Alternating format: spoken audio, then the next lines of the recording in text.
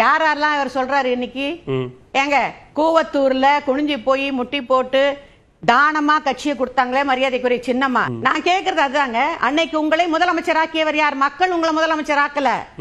கூவத்தூரில் உங்களை முதலமைச்சராக்கிய மரியாதைக்குரிய சின்னம்மா பார்த்ததுனால செங்கோட்டையனை நீக்கமா? தொப்பி போட்டுக்கொண்டு ஆர்கே நகர் எலெக்ஷன்ல டிடி தினகரன் அவர்கள் நேத்து காணொலி கூட காமிச்சாரா இல்லையா பிரஸ்ல? அன்னைக்கு நான் கீழே முதல் வரிசையில உட்கார்ந்துருக்கேன்.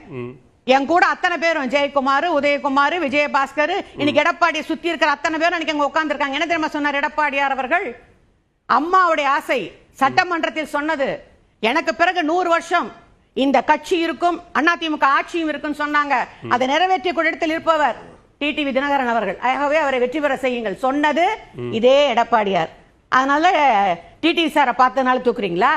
4.5 வருஷம் பாரத பிரதமர் சொன்னதுனாலதான் நான் துணை முதலமைச்சர் பதவி ஏத்துக்கிட்டேன். நான் ஓபிஎஸ் சொன்னாரா இல்லையா? 4.5 வருஷம் அவர் கூட வச்சுக்கிட்டு உங்க வேலையை முடிச்சுக்கிட்டீங்களா இல்லையா?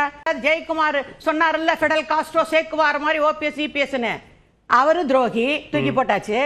4.5 வருஷம் உங்களுக்கு உறுதியா இருந்த பிஜேபிய ஏன் 24 தானே முக்கியமான தேர்தல் பிஜேபிக்கு, ஒரு பிரைம் மினிஸ்டர் தேர்ந்தெடுக்கிற தேர்தல், அதுல ஏங்க நீங்க 26லயும் 24லயும் கூட்டணி கிடையாது, 26லயும் கூட்டணி கிடையாது, 36லயும் பிஜேபியோட கூட்டணி கிடையாது சொன்னது யார்? இதே எடப்பாடி யார் தானே. உங்களால 10 எலெக்ஷன்ல ஜெயிக்க முடியல. உள்ளாட்சி தேர்தல சிறுவம்பாளையத்துல உங்க தெருவில் ரெட்டல தோத்து போகுது.